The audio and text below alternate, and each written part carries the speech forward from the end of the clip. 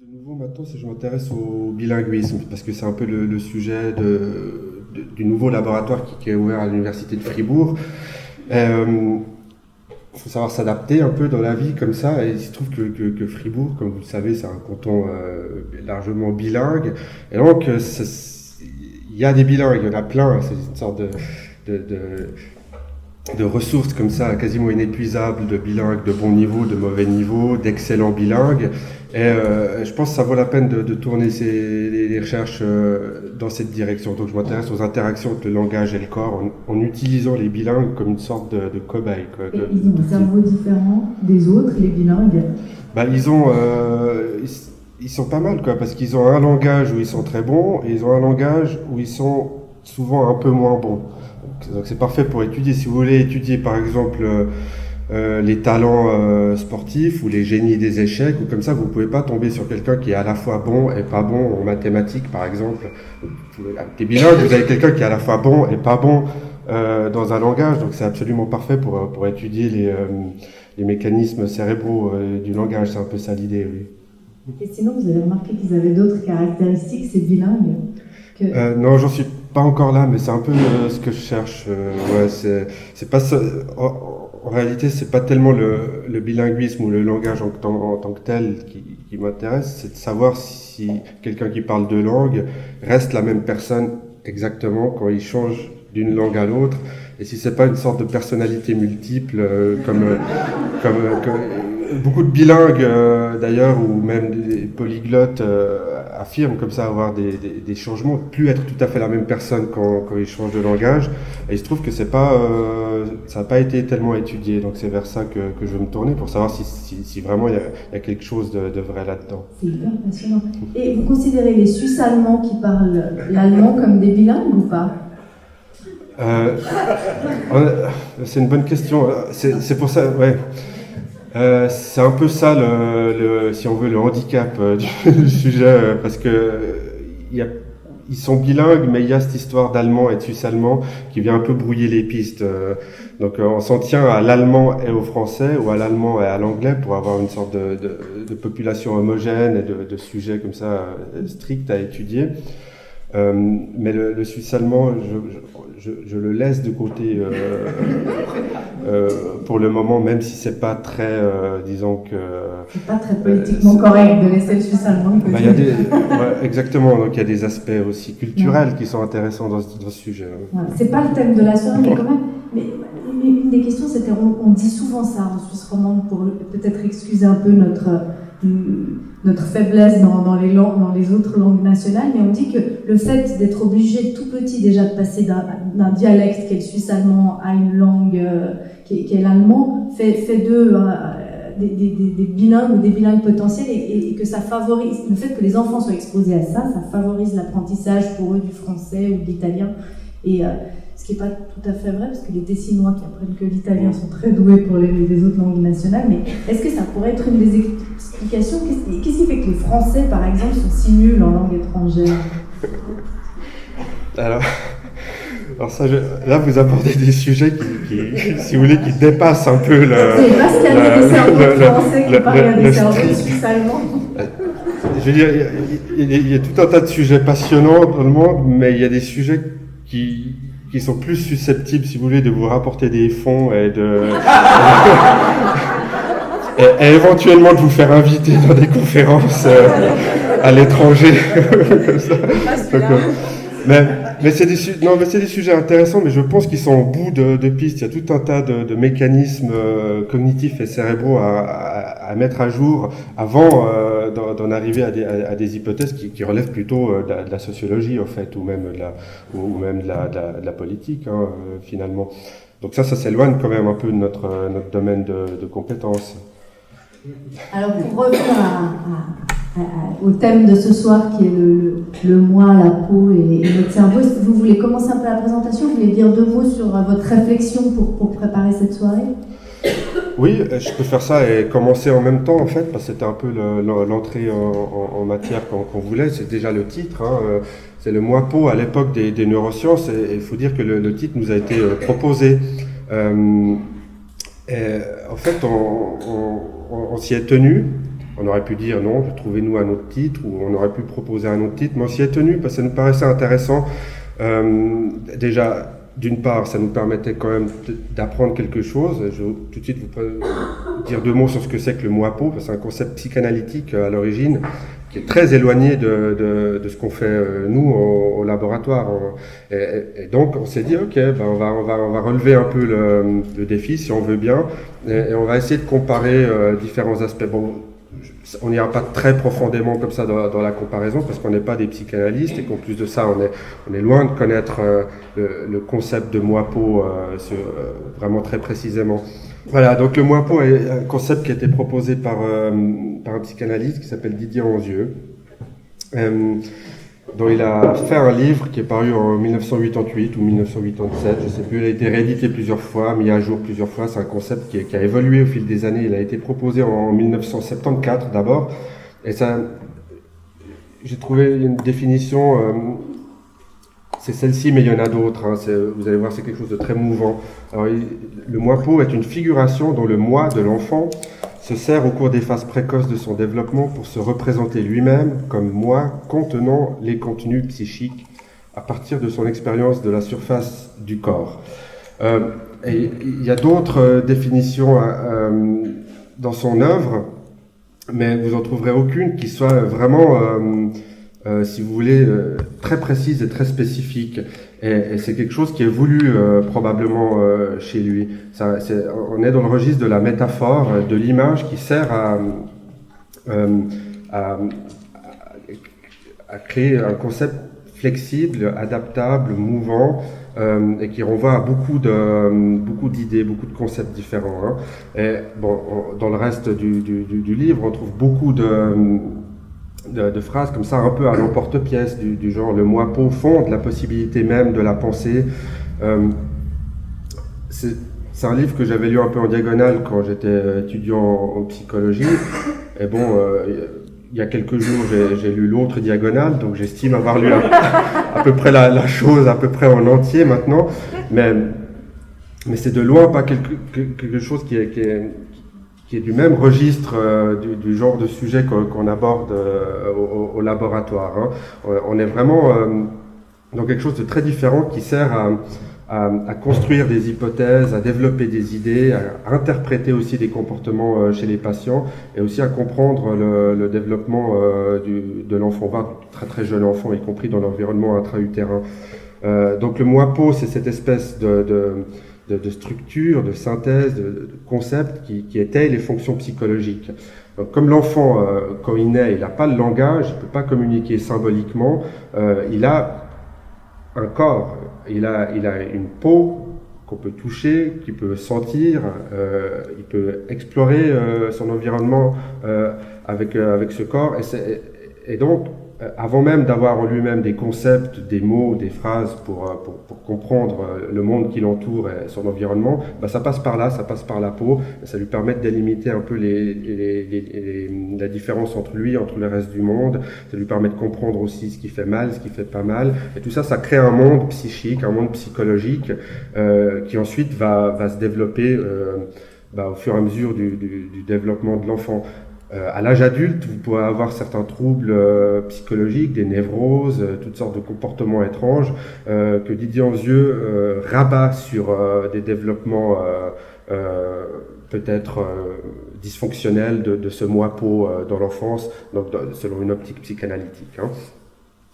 Alors les 3 fonctions proposées initialement de ce Moapo, c'est celle de contenance, puisque la peau contient tout ce qu'il y a à l'intérieur du corps, hein, les viscères, les os, les muscles, tout ça est caché, on ne le voit pas, on le devine, mais elles sont un peu maintenues comme ça par cette peau, cette enveloppe corporelle qui a cette fonction de maintenance du corps aussi, enfin, telle que l'aperçoit le très jeune enfant.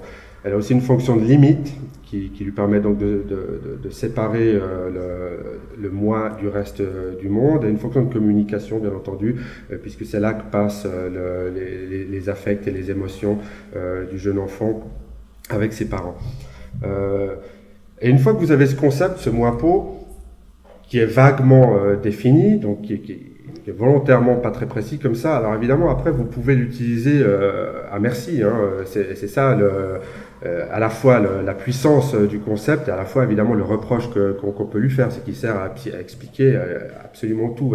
Dans le Moipeau, le livre, Didier Anzieux convoque vraiment une somme impressionnante de données scientifiques, des précurseurs, hein, Freud et d'autres, qui ont aussi parlé de concepts similaires.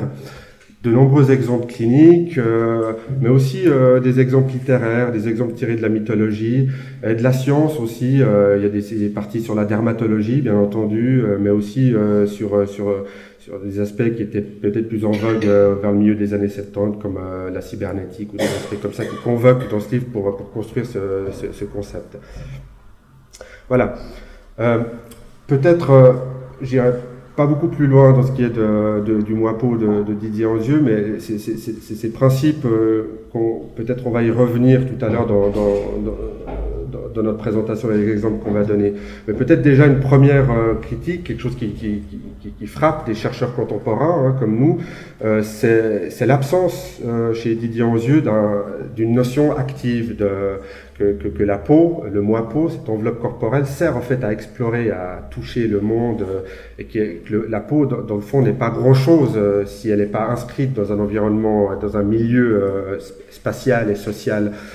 C'est quelque chose qui manque un peu, mais qui est pourtant vieux hein, dans l'histoire de la philosophie et de la psychologie. Mène de Biran, un philosophe peut-être pas très connu, mais qui a beaucoup écrit sur le toucher et la peau.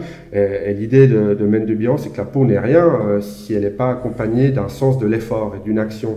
Et il donnait cet exemple que même si vous sentez rien, admettons qu'à la place des doigts, vous aviez une sorte de corne dure qui n'a absolument aucune sensibilité, eh bien le fait de l'appuyer contre un mur ou contre un objet évoque une résistance. Vous avez un contact, vous ne pouvez pas aller plus loin. Le sens de l'effort d'avancer est interrompu et ce sens et les limites qui lui sont opposées constituent une partie du moi. Le moi. C'est quelque chose qui est absent dans le concept de Moipeau, mais qui était très présent dans les sciences du corporel contemporaines. Et bien sûr, Merleau-Ponty, alors ça c'est un oubli assez intéressant, puisque c'est absolument impossible que Didier Anzieux n'ait jamais entendu parler de Merleau-Ponty. Il n'est pas cité dans son livre. Merleau-Ponty a passé une bonne partie de sa carrière à explorer les rapports du corps avec le monde extérieur, notamment avec sa notion de touchant-toucher, quelque chose de tout simple, mais si vos deux mains se touchent comme ça, vous avez quelque chose de très intéressant qui se produit, parce qu'avec une main, vous touchez l'autre, et donc la main sent, comme si vous toussiez un objet, donc la main découvre un objet qui est l'autre main, mais en même temps, l'autre main est sentie, donc vous touchez et vous êtes touché en même temps. C'est une sorte de dualité, comme ça Merleau-Ponty disait que c'est de deux choses l'une, vous ne pouvez pas avoir les deux en même temps, et comme ça la psychologie, l'esprit humain doit choisir d'être un objet ou d'être un sujet à tout moment, puisque le corps peut servir de fonction exploratrice, mais aussi il peut être découvert. Il peut être découvert par soi-même en plus de ça, puisque vous pouvez vous toucher vous-même, et quand vous vous touchez vous-même, vous avez un contact simultané, le double toucher. Une partie du corps touche l'autre, mais la partie qui est touchée touche aussi l'autre. C'est une coïncidence que le cerveau explique très simplement. Je suis en train de me toucher moi-même, donc j'existe, donc j'ai un corps, j'ai un moi, je suis une personne. Notez que la plupart des animaux sont aussi capables de quelque chose comme ça, donc on peut leur attribuer une conscience de soi. Alors, j'en finis juste avec le Moipeau, et ensuite Olaf parlera un peu d'anatomie du système tactile. Juste une phrase qui m'a frappé dans ce livre, c'est une manière assez mauvaise de commencer un livre à mon avis. Donc j'ai lu ça, j'ai dit ça commence mal.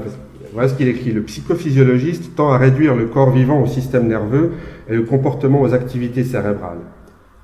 Et ensuite, il ajoute, ce modèle est de plus en plus imposé dans les organismes étatiques de recherche à la psychologie, voués à devenir la parente pauvre de la neurophysiologie cérébrale, et il est souvent imposé avec autoritarisme par des scientifiques qui, dans leur domaine, défendent avec une ardeur inverse, la liberté de recherche, et d'abord la recherche fondamentale. Donc on sent une certaine aigreur déjà, il est trahi par les guillemets qu'il met à scientifique,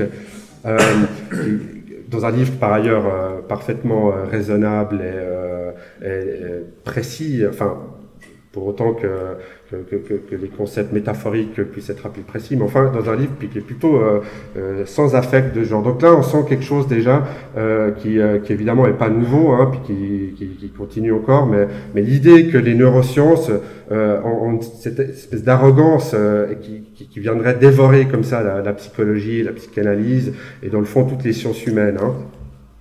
Et pourtant Didier Anzieux parle beaucoup de science et il convoque beaucoup de données scientifiques dans son livre, sans lesquelles, bien sûr, il serait bien à mal d'évoquer la notion d'un moi-peau. Et au bout d'un moment, la peau fait partie du corps, elle est connectée par des récepteurs au cerveau, comme on va le voir, et donc au bout d'un moment, c'est quelque chose qui relève du domaine de la physiologie, ou ce qu'il appelle la psychophysiologie. Donc peut-être, pour rebondir sur cette critique de Didier Anzieux, le plan de cette présentation va être le suivant. On va parler d'anatomie, parce que l'anatomie, c'est pas quelque chose qui a été achevé au 19e siècle, c'est quelque chose qui est toujours d'actualité. On connaît pas encore exactement la cartographie du cerveau, il y a beaucoup de choses à apprendre encore, donc il existe encore des anatomistes, et il existe encore des parties du cerveau qu'on connaissait pas vraiment et qu'on découvre, des connexions qu'on savait pas qu'elles étaient là. Tout d'un coup, on découvre des parties qui se connaissaient, etc. Ce qu'il y a de nouveau par rapport peut-être à l'époque du moi-peau, c'est le nombre de recherches sur la plasticité du cerveau. Donc le cerveau change, il est mouvant, il est plastique, il n'est pas figé, il s'adapte au monde. Et puisque le cerveau est plastique, la perception du corps peut aussi changer. Votre corps n'est pas le même à tout moment. Des fois, vous avez l'impression que votre corps, qu'il n'est pas tout à fait le même. Vous le sentez plus lourd, plus grand, peut-être plus gros. La perception du corps est dissociée de la physicalité même du corps. Didier Anzieux ne parle pas non plus des pathologies neurologiques du moi-peau, pourtant c'est quelque chose qui est très intéressant, qui intéressait beaucoup Merleau-Ponty et d'autres, on va en parler un peu. Et finalement le soi corporel, les recherches contemporaines, celles effectuées par Olaf Blanquet, et on conclura par des illusions tactiles qui sont très faciles à réaliser et qui permettent mieux de comprendre la notion du soi corporel et la notion de la flexibilité du schéma corporel dans des expériences qui sont facilement réalisables avec très peu de matériel, comme je vous le montrerai tout à l'heure.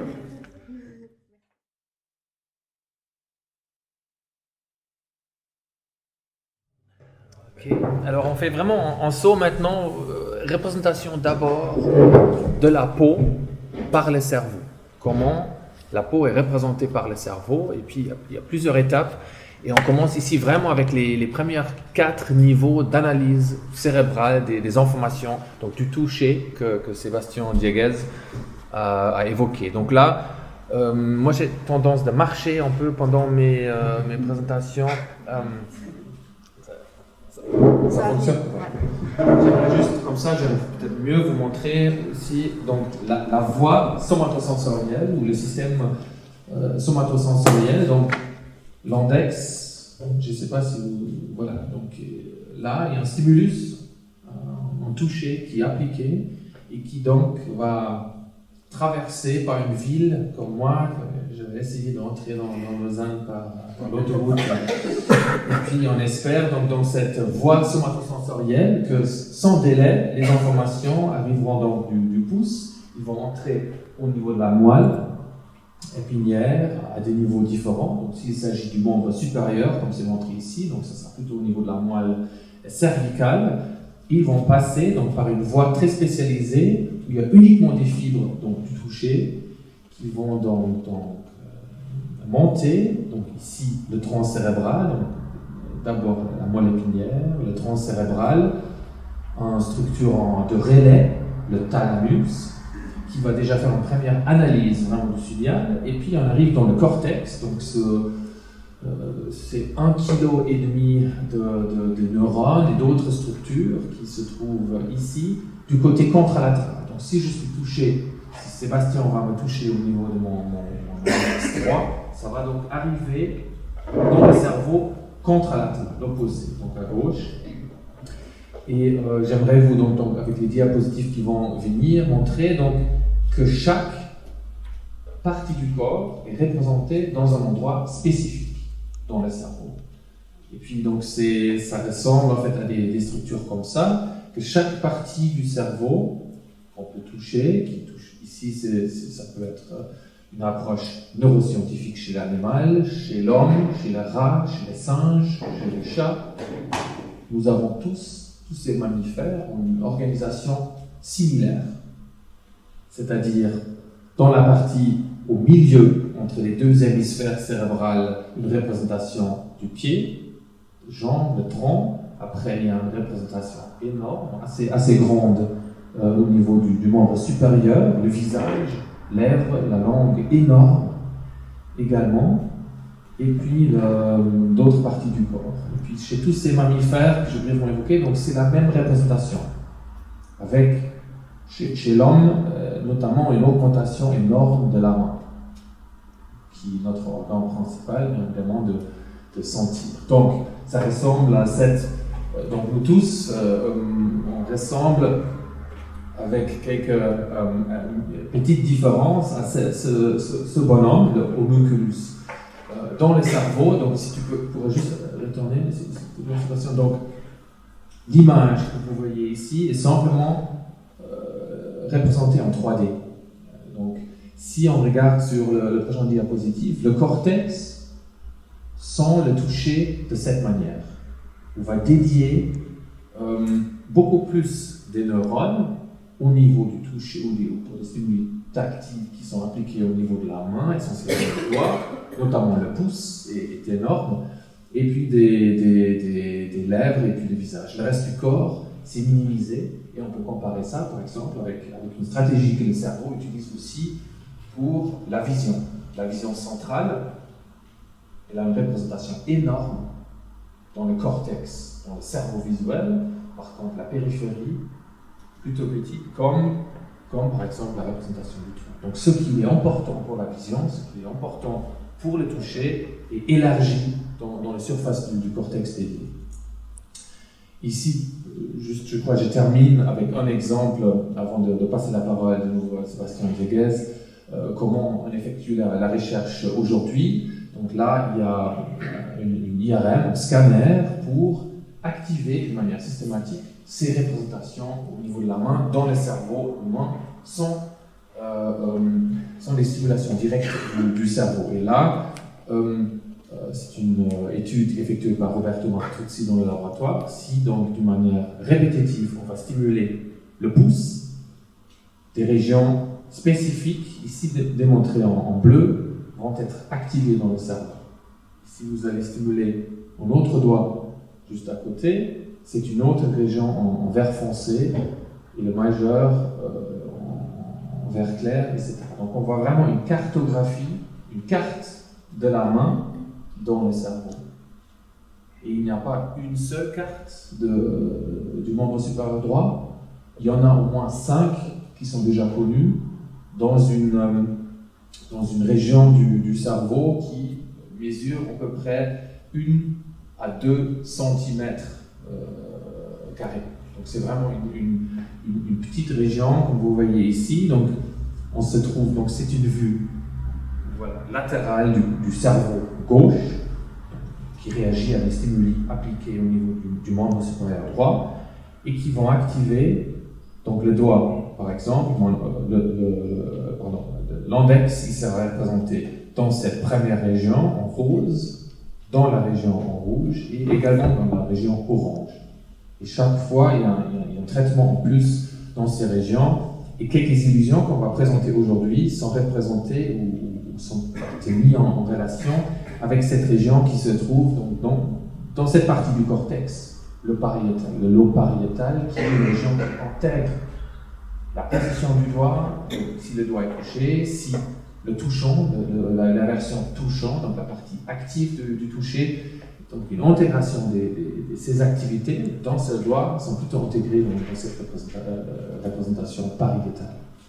Donc vous voulez parler, juste pour faire le lien, pour passer maintenant, c'est Sébastien Dieguez qui va présenter quelques pathologies de la peau, quelques pathologies cérébrales, et un exemple classique, c'est le membre fantôme.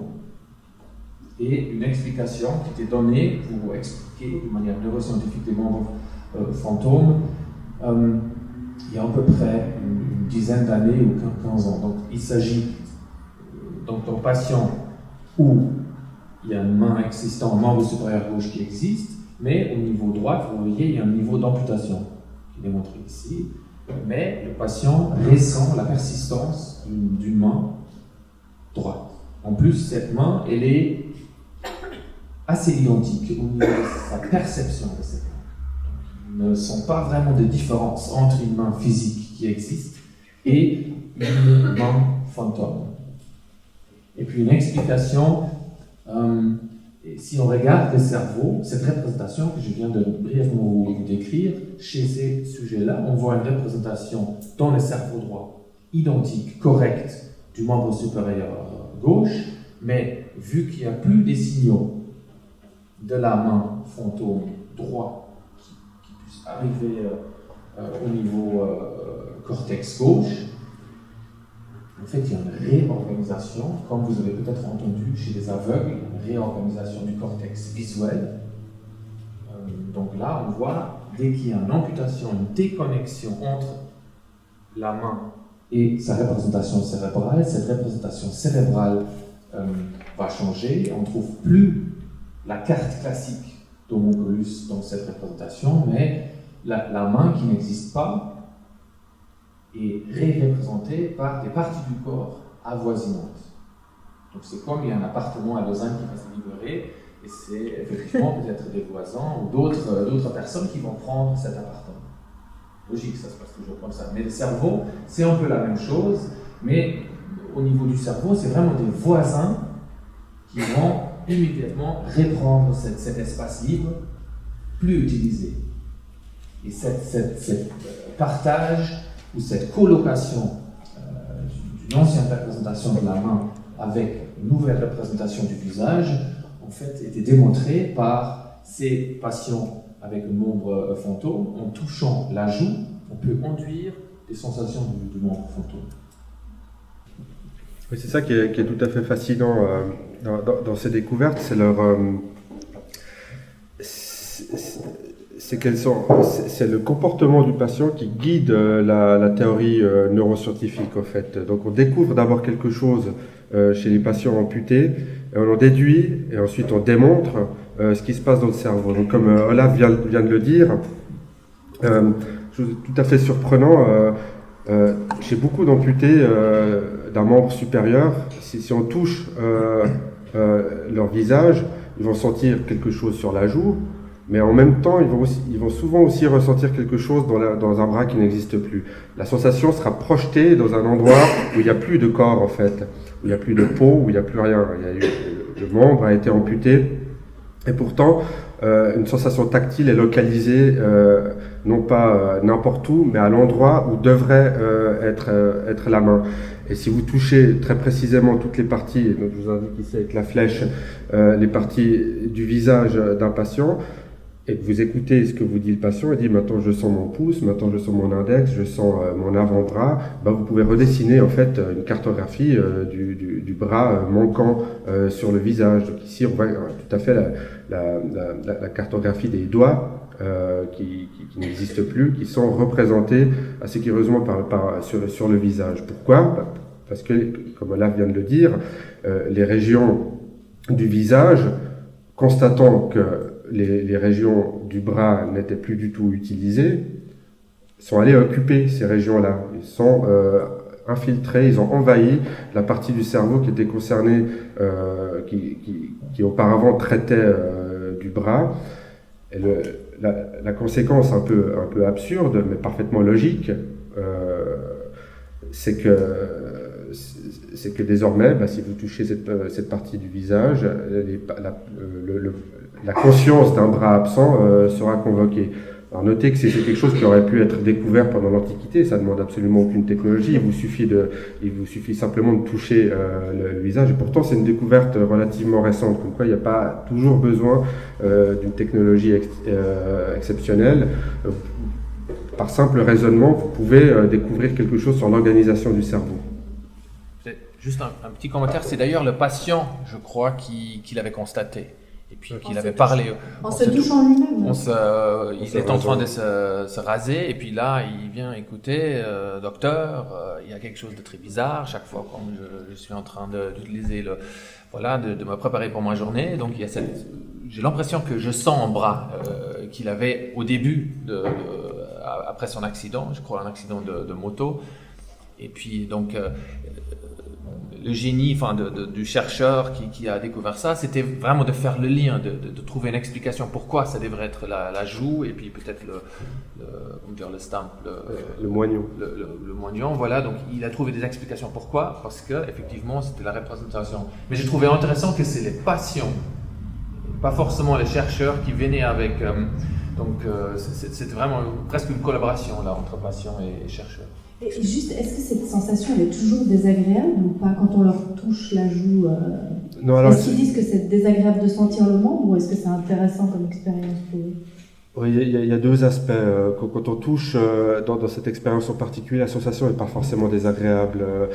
Par ailleurs, c'est intéressant, si vous mettez de l'eau froide, la personne va sentir que sa main est froide. Si vous mettez de l'eau chaude sur la joue, il va sentir que sa main fantôme est chaude. Donc il y a comme ça vraiment un matching comme ça aussi de la qualité du toucher. Mais l'autre aspect, c'est que ces membres fantômes sont souvent douloureux. C'est-à-dire que la personne non seulement a été amputée, mais en plus de ça, telle une malédiction, le bras qui n'est plus là lui fait mal. Et c'est le cas chez beaucoup de patients amputés. Et ça soulève...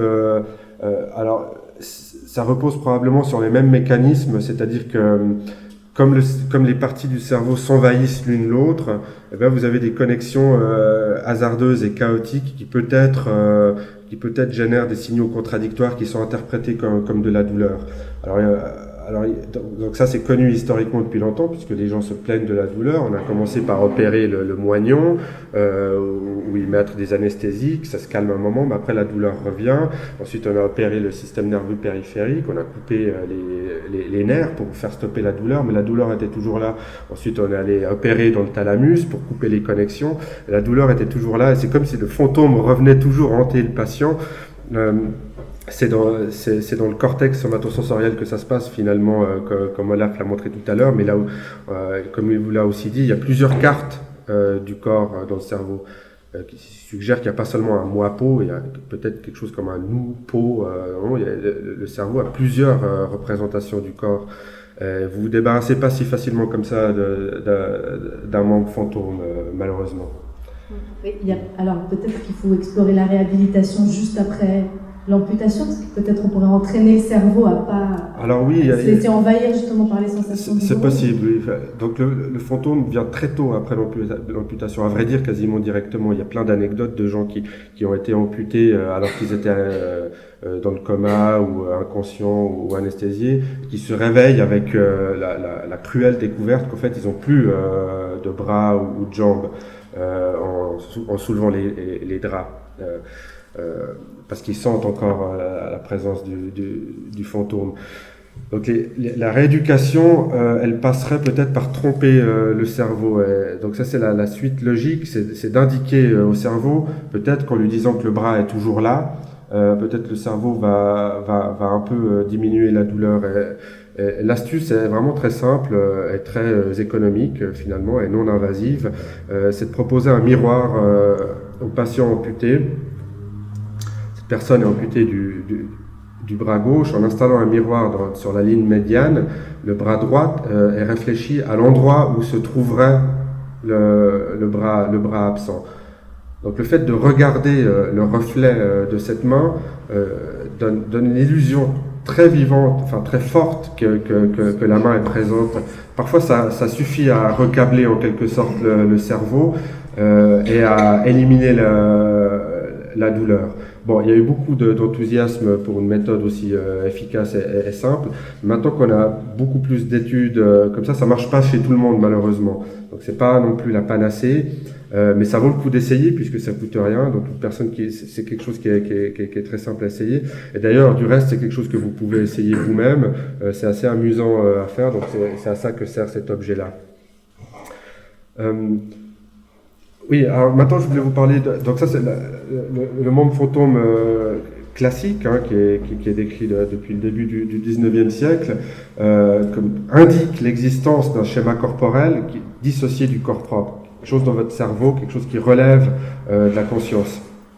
Et il se trouve qu'il y a une longue tradition de la neurologie, un long intérêt pour le schéma corporel, qu'on peut remonter vraiment à plus loin que tous ces messieurs, mais ceux-là sont vraiment parmi nos idoles. Hein, c'est vraiment c'est des gens qui ont produit des choses tout à fait passionnantes, des idées fascinantes, à commencer par monsieur Jean Lhermitte, qui est le grand-père de Thierry Lhermitte, et le père de François Lhermitte, un autre neurologue célèbre. Tous ces gens ont fait des livres qui regorgent de cas cliniques absolument renversants, des choses extrêmement bizarres, des choses incroyables, mais comme le membre fantôme, qui paraît absurde et incroyable. D'ailleurs, le membre fantôme a souvent été expliqué sur un mode psychologique, en fait. C'est-à-dire la personne fabule, en fait. Elle sent un bras parce qu'elle n'a pas encaissé la dure réalité d'avoir perdu un bras, donc psychologiquement, elle affirme avoir toujours un bras, et donc le remède contre ça, c'est peut-être de la consolation ou de la psychothérapie. Donc on sait maintenant que les mécanismes, même s'il existe des principes psychologiques qui influencent le membre fantôme aussi, le mécanisme est neurologique. Je vous donne juste deux exemples, hein, sans entrer dans trop de détails. Vous n'avez pas besoin d'être amputé pour avoir un membre fantôme. Il peut vous arriver quelque chose de très dramatique aussi, qui est un accident vasculaire cérébral, une lésion dans le cerveau, qui des fois produit l'existence d'un membre fantôme. Ce que vous voyez ici, c'est les dessins que des patients ont fait eux-mêmes pour expliquer à leur médecin ce qu'ils ressentaient. Ils disaient, le docteur, j'ai l'impression d'avoir un bras en plus. Donc plutôt que de dire à ces gens qui sont complètement fous et d'arrêter de dire n'importe quoi, on a retenu la leçon du membre fantôme, qu'il faut écouter les patients parce que il y a des choses quand même qui disent vrai. Et s'il dit vrai, c'est que ça dit quelque chose d'intéressant sur le fonctionnement du cerveau.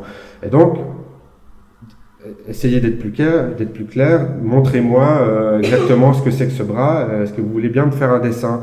Et certains de ces patients s'y prêtent, ils font un dessin. Ce patient-là avait une quantité de doigts qui lui sortaient de l'épaule, des doigts surnuméraires. C'est pas tellement habituel, c'est un peu bizarre ça, mais ce qui est plus fréquent, c'est l'existence d'un fantôme surnuméraire, parfois de la jambe aussi, qui est localisé à partir de l'épaule ou qui sort de la poitrine, comme ça. Certains patients affirment ressentir quelque chose comme ça.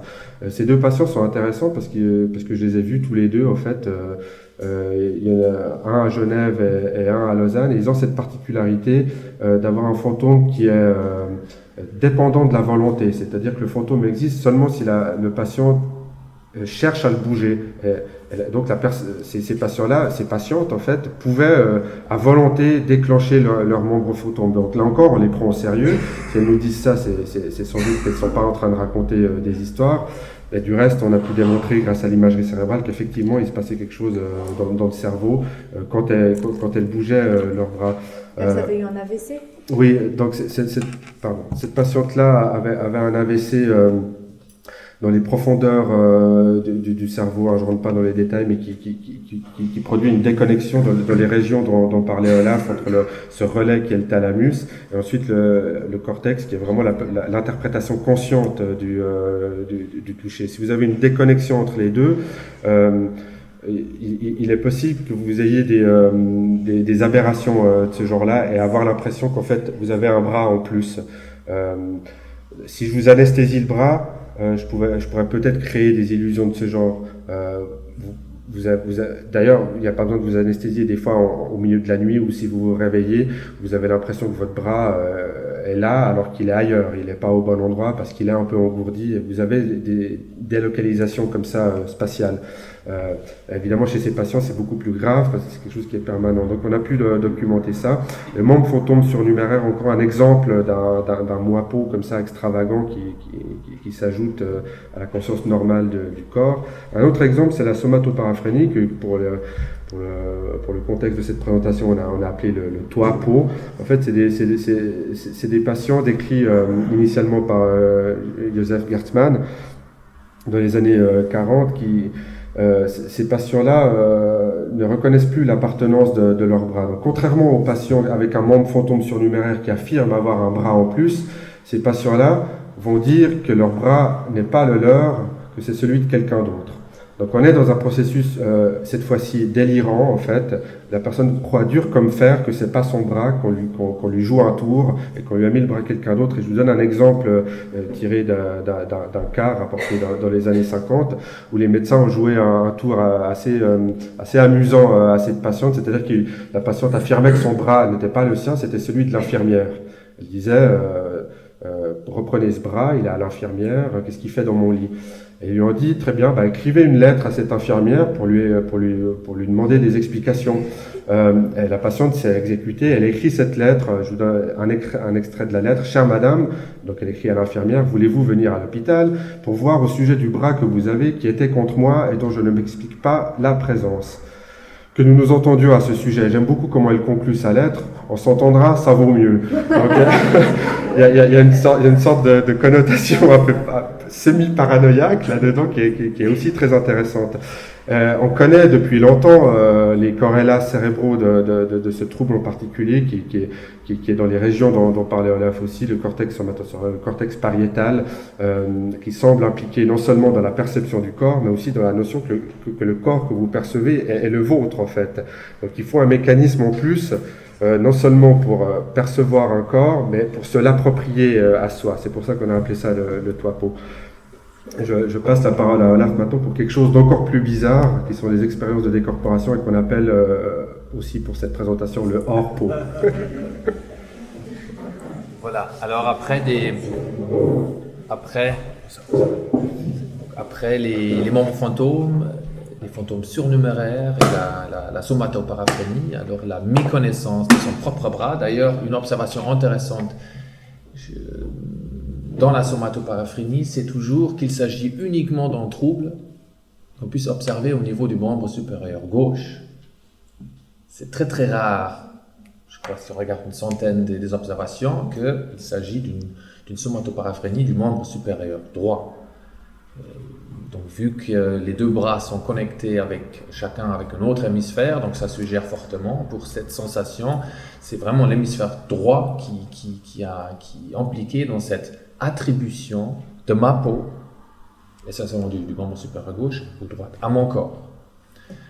Donc après ces trois phénomènes, est-ce qu'il y a des représentations de la peau qui ne sont pas localisées au niveau de l'index, au niveau du pouce, du bras, du pied, mais du corps entier? Est-ce que ça existe une représentation dans le cerveau qui traite, ou une région spécialisée qui traite la peau entière?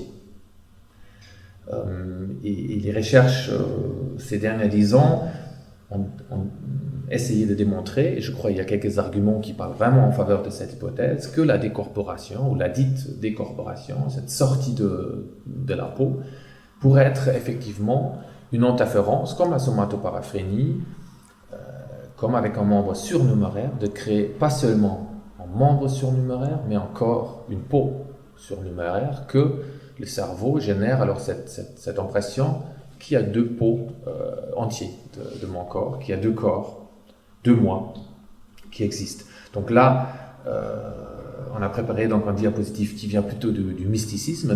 D'ailleurs, c'était la même chose pour des membres fantômes. Donc c'était les premières observations dans le 19e, c'était publié sous pseudonyme. Donc le médecin qui avait observé ça après une guerre civile aux États-Unis, donc il n'avait pas rapporté ces données avec son propre nom. Donc la décorporation, ça sort un peu du même thématique. C'était plutôt les voyages astraux, donc tout à fait une autre connotation que représentation de la peau par le cerveau. Voilà, donc je passe ici à l'exemple de dessins qui ont été faits par Sylvain Muldoon, je crois, en photo après, de lui qui va encore venir. Mais juste pour donner la phénoménologie, ou le neurologue, il va dire les symptômes, et on peut dire la phénoménologie d'une décorporation. Donc là, On voit deux corps qui sont, je vais peut-être de nouveau me déplacer. Donc il y a deux corps. Ça va, c'est bon. Comment? C'est bon. Donc là, il y a deux corps qu'il avait dessinés, effectivement, pour représenter la position de soi par rapport à son corps physique. Donc le soi, le moi, se trouve en élévation, en self, et le corps physique quitté, la chair, la peau quittée, se trouve donc en position du lit. Réellement, la plupart des patients, aussi ceux de Madoun, où il y a une image tout à l'heure, se sentent encore tournés. Donc on a l'impression d'être sous le plafond, le moi peau, si on veut dire, et le toi peau, ou la peau de quelqu'un d'autre, se trouve en bas, couché, qui est très proche par rapport à la position physique du corps. Donc le patient réellement est positionné comme ça, mais a l'impression que lui, avec un corps, avec quelques sensations de toucher, de se trouver en suspension, en élévation, quelques centimètres du plafond. On ne va pas le toucher, on n'a pas l'impression de toucher le plafond, mais il y a cette inversion de la perspective. Donc vraiment cette décorporation, le disembodiment, une localisation du moi en élévation, 2-3 mètres. Chez tout le monde, c'est à peu près la même chose. C'est pas vraiment clair pourquoi, mais c'est à 2-3 mètres du corps physique. On reste dans la même pièce. S'il y a décorporation, il n'y a pas de raison de rester ici, dans cette pièce. Pourquoi on n'est pas dans les combles? Pourquoi on n'est pas en haute montagne? Il n'y a vraiment pas de raison, mais c'est vraiment un pattern très, très classique qu'on trouve presque chez 80 à 90% des sujets avec cette sensation. D'ailleurs, ce n'est pas seulement des patients, en fait, en neurologie ou en psychiatrie, c'est plutôt rare ces phénomènes. La plupart des personnes avec une décorporation, c'est des sujets sains, c'est la population générale. Donc c'est jusqu'à 5 à 10% de la population générale qui va une fois ou deux fois dans leur vie faire l'expérience d'une décorporation.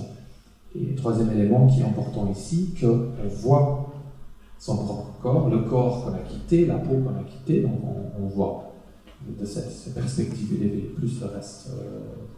Donc le jeune, à 23 ans, donc il a écrit ce livre avec un docteur Carrington d'origine anglaise, mais qui a fait toute sa carrière après aux États-Unis en formant plusieurs sociétés, organisations de parapsychologie, donc de l'occultisme aussi. Et puis donc en 1929, ils ont bien décrit des caractéristiques clés de la décorporation, donc ces trois phénomènes: sensation de ne plus être dans le corps, de regarder vers le bas et de voir son propre corps, la peau, trois peaux en bas. Donc, nous, là c'est une vue de l'hémisphère droite, donc une vue du cerveau pris comme ça, avec la partie antérieure, postérieure du cerveau, le cervelet qui se trouve là, le tronc cérébral qu'on a brièvement évoqué ici. Et nous, on a pu constater, en stimulant la région qui est marquée en bleu clair, qu'on pourrait induire une décorporation identique par rapport à la décorporation qu'a décrite Sylvie Madoun par une stimulation simple chez cette patiente épileptique qui était évaluée pour éventuellement effectuer une opération pour son curatif pour son épilepsie. L'épilepsie était localisée ici. Donc en stimulant ces endroits-là, on pourrait déclencher également une décorporation. Donc chaque fois, c'était la chose étrange, c'était plutôt que 2 secondes de stimulation, à cet endroit, il n'y a aucun autre endroit de cet hémisphère, elle avait une décorporation de 2 secondes, avec, si vous voulez, en sortie, en entrée, en dissociation de cette représentation du corps par une stimulation très très simple. Donc il semble qu'il s'agit là encore d'un autre mécanisme au niveau des doigts. Les membres fantômes surnuméraires, on a parlé de cette région ici. Donc là, c'est une région qu'on poursuit activement au niveau de notre recherche. Il s'agit d'une région qui va effectivement, c'est notre hypothèse, intégrer pas seulement le doigt, le membre supérieur, mais plutôt une représentation du corps entier. Une représentation globale de ma peau et de mon mouvement, par exemple. Vous avez essayé, vous, de vous faire stimuler cette partie du cerveau?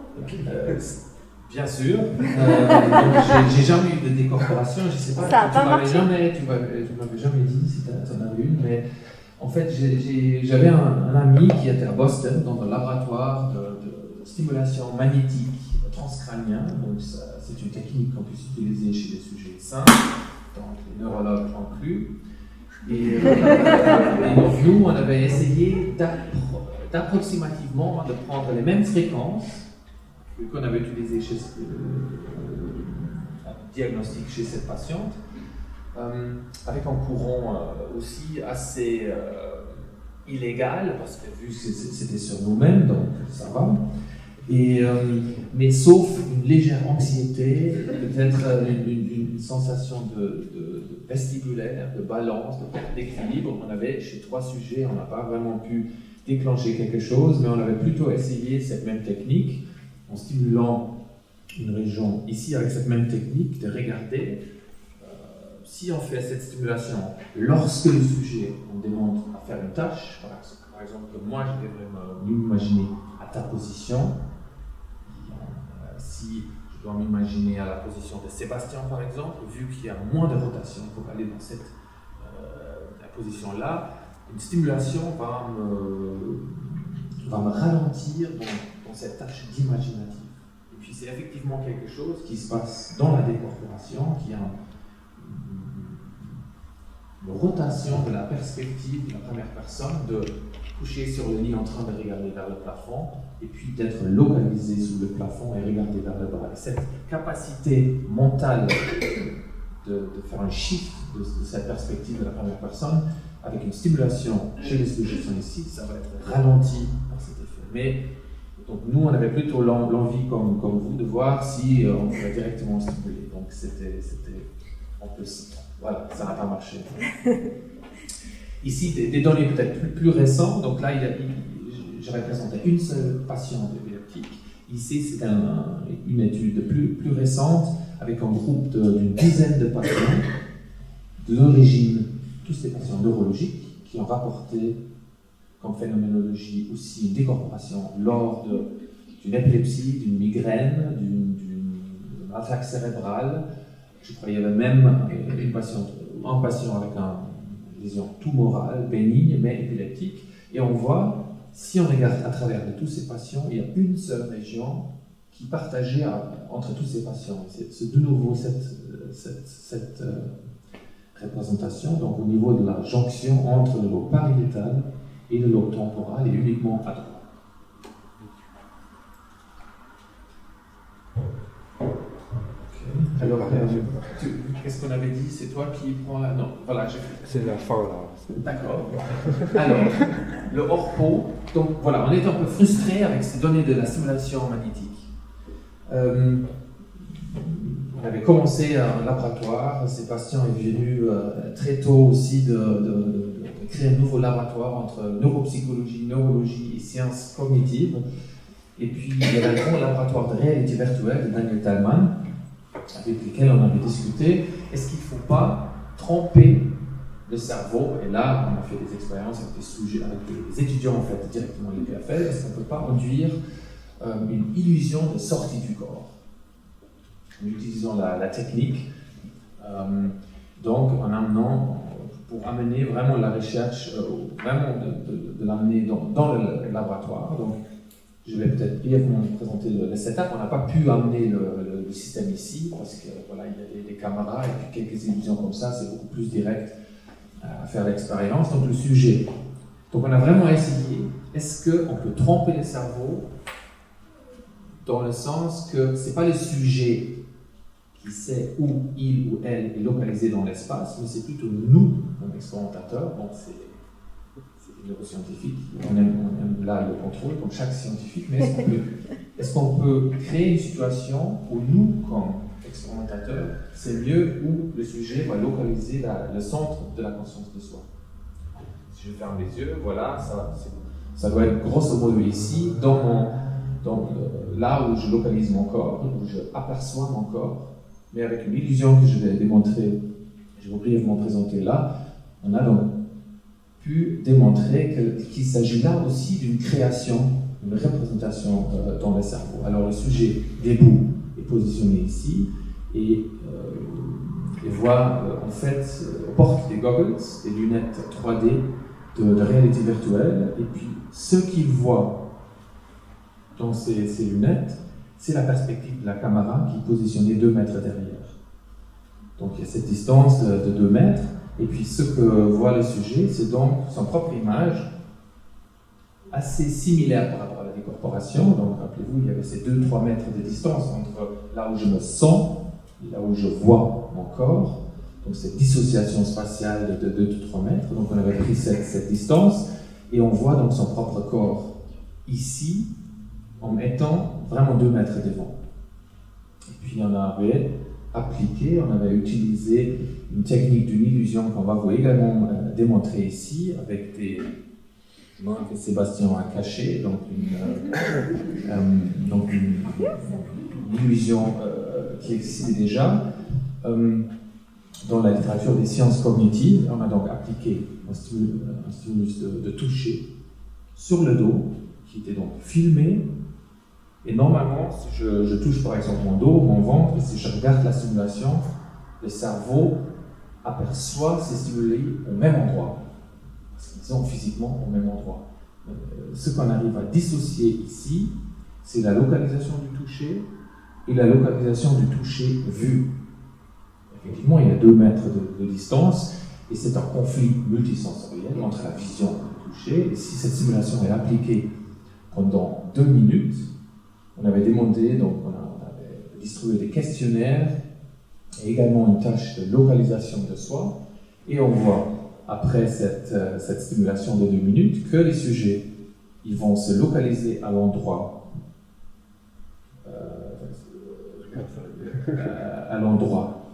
ici et pas ici. Donc ils font pas des fautes, mais c'est comment le cerveau va intégrer la stimulation tactile vue et la stimulation tactile ressentie physiquement. En fait, il s'agit d'une position entre les deux, mais il y a un shift très net et clair vers le corps virtuel, le corps filmé par la caméra, et en même temps, il y a une identification avec ce corps qu'on puisse induire. Donc, j'ai l'impression qu'il s'agit de mon corps, et je me localise plutôt ici, donc comme la décorporation le suggère déjà.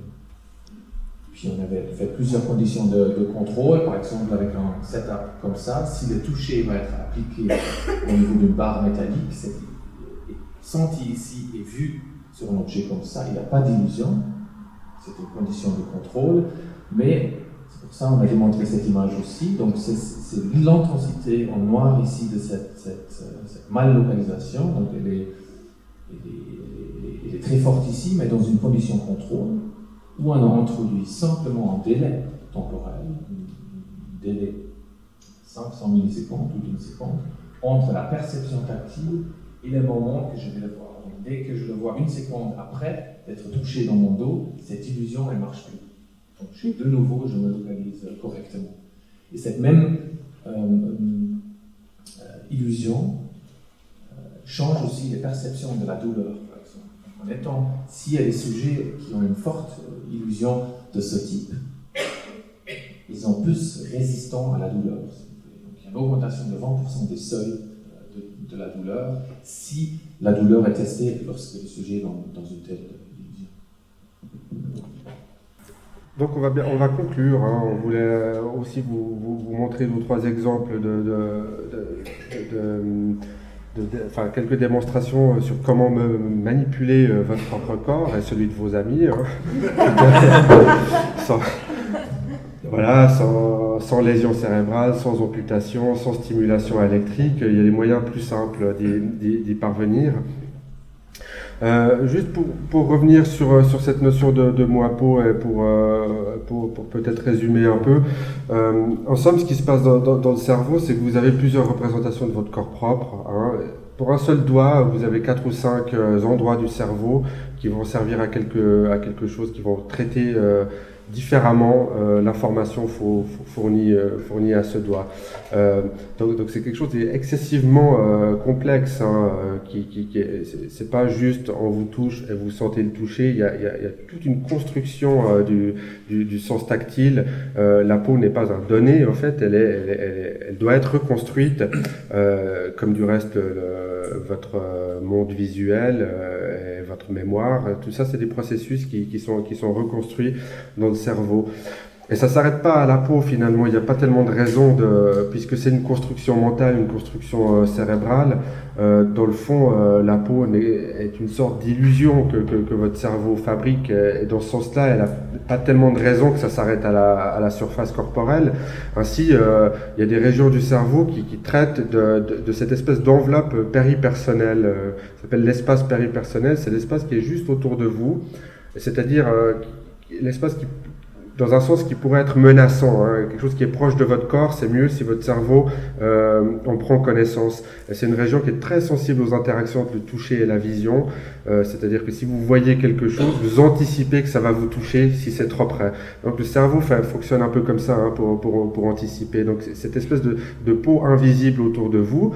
Et il existe aussi, on a pu mettre en évidence un espace qu'on peut appeler un espace d'action qui est un peu plus élargi, et ça c'est l'espace où vous pouvez éventuellement avoir une chance d'influencer les choses. C'est-à-dire que vous pouvez changer le monde dans cet espace qui est droit devant vous, vous pouvez renverser un objet, ou comme ça cet espace d'action qui est disponible à votre activité, à votre sens musculaire. Il est aussi représenté dans le cerveau d'une manière différente que l'espace corporel et l'espace péripersonnel.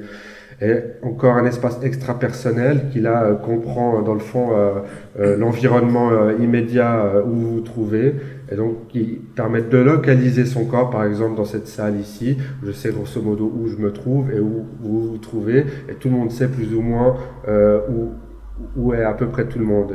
Ça paraît évident, mais si vous avez une lésion cérébrale, vous pouvez il existe certains patients dans le monde volent en éclats, pour ainsi dire. C'est-à-dire que les gens ne savent plus où ils sont, ils savent plus comment sortir d'ici, ils savent plus comment ils sont venus, ils ont aucune idée d'où ils se trouvent, et c'est pas un problème de mémoire, c'est pas des gens qui sont fous, c'est pas qu'ils se rappellent pas, c'est un problème vraiment spatial, c'est la gestion spatiale qui est perturbée. Et donc, avec les expériences et avec la clinique neurologique, l'étude de ces patients, on met à jour comme ça ces différents espaces, ces différentes peaux comme ça qui sortent de notre corps et qui permettent de représenter le monde spatial.